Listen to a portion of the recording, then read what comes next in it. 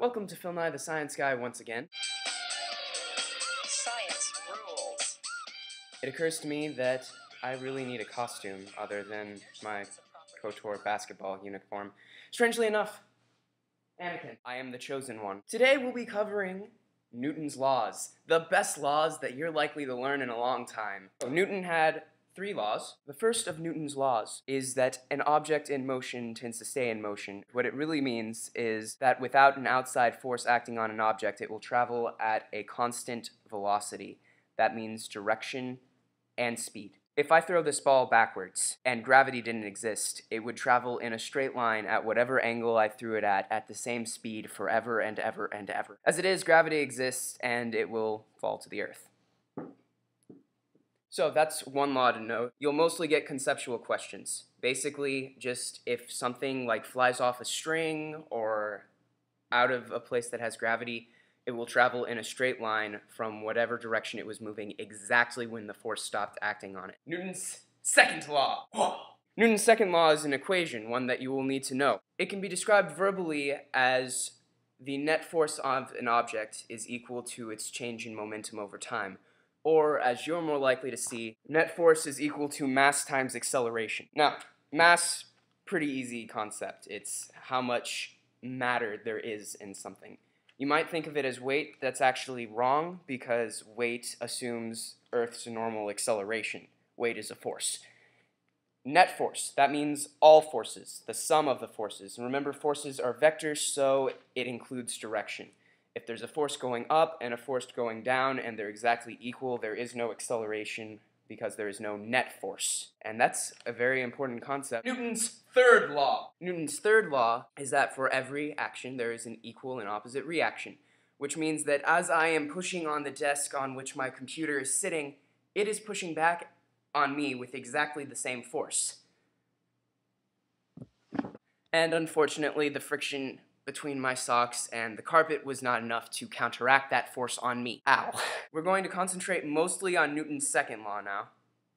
And we're going to do that by drawing FBDs, free body diagrams, which means essentially what we're going to do is we're going to take an object, such as this Sharpie, and we're going to consider it as a point and look at all of the forces acting on just the Sharpie. Like right now, gravity, friction from my fingers. So, first thing to knowing an FBD is to know what type of forces can affect an object. There are 4 or 5 forces that you'll see fairly often in physics. 1, gravity. 2 is normal force. Okay, gravity is acting on this tennis ball because we're on Earth. The reason it's not falling is because there's a force exactly counteracting gravity. It's called a normal force. A normal force is electrostatic in origin. It essentially is the force from something touching something else. Whenever something is pushing something or holding something up, that's a normal force. A normal force will always act perpendicularly to the surfaces. So this normal force is pointing straight up because I'm holding it horizontally. Next force you'll see is friction, when things rub against each other. Friction always acts parallel to the surface. So when I hold my hands like this, friction acts vertically. You'll see tension, which is when you're pulling something with, for instance, a rope. Eventually, you'll probably see resistive force, which is basically air resistance. So if something is falling with a constant velocity, it has no net force on it. It's falling with gravity, so there has to be a force going up. We call that resistive force. On to drawing FBDs. First FBD together, we're going to have a ball sitting on a racket. Don't worry about the racket, we're talking about the forces on the ball. This is the FBD. As you can see, you've got gravity pointing downwards, normal force pointing upwards. They exactly cancel each other, which is what these marks mean. There is no acceleration, which means that it will travel with a constant velocity, in this case, 0. Now, if I'm moving the racket with a constant velocity upwards, what's the FBD? It's exactly the same one, because there is no net force. Now I'm accelerating it upwards. Same 2 forces, still normal and the force of gravity, but now you can see that normal is clearly larger than gravitational force, which means that it's accelerating upwards and eventually flying off the racket. Now we're going to consider this tennis ball as it's just in midair, like that. The only force acting on it is the force of gravity. Whenever something is flying through the air, you need to remember that gravity is the only force acting on it. That is, unless it's beginning to approach its terminal velocity, and they say to include air resistance. Then you have a resistive force. Now I'm going to demonstrate a multi-body FBD using Newton's second and third law. Okay, now, during that collision, the main forces were normal forces. Gravity, although present, was not a big factor. We want to break that down into particles. The main force acting on me from the pillow is a normal force pushing me that way. I hate backwardsness. Same type of force. Third law pairs act in same type of force. So, I was being pushed this way at exactly the same force that the pillow was pushed the other direction as we came in contact. The reason that it affected us differently was because of our different masses and different initial velocities. To expand on this point, I'm standing on the Earth.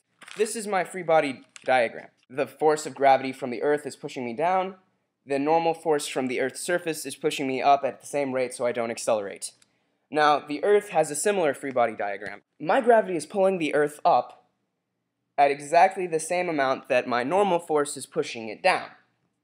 So what essentially we have is neither of us accelerate, the Earth and I. This is the force of gravity on the Earth from me. They'll usually ask you to demark that by saying, on Earth from me.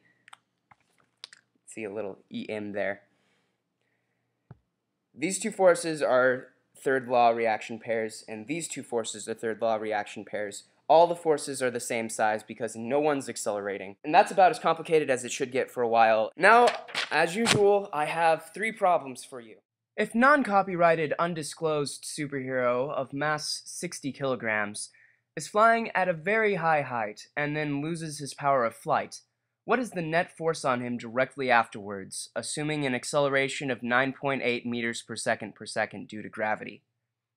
What is the net force after he has fallen a very long distance? Draw the FBDs. Another non-copyrighted superhero is belaying on the side of a building. Draw the FBD. Your physics teacher has you dragging blocks that weigh 100 kilograms for his personal pyramid.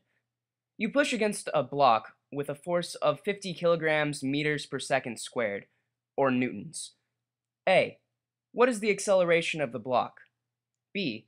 How far does the block move from rest after 10 seconds? And C. What is the block's force on you?